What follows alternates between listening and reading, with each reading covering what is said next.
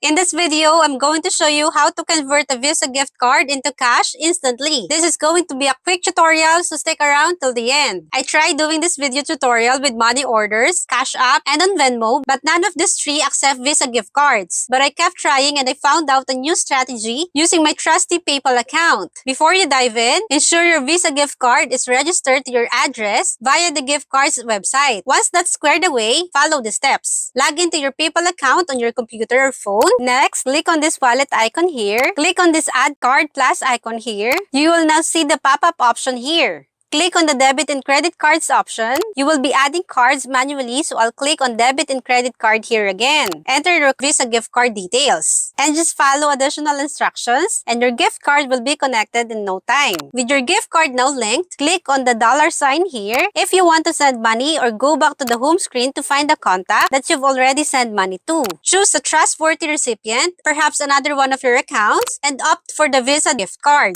Confirm the details, noting that the fee is $0.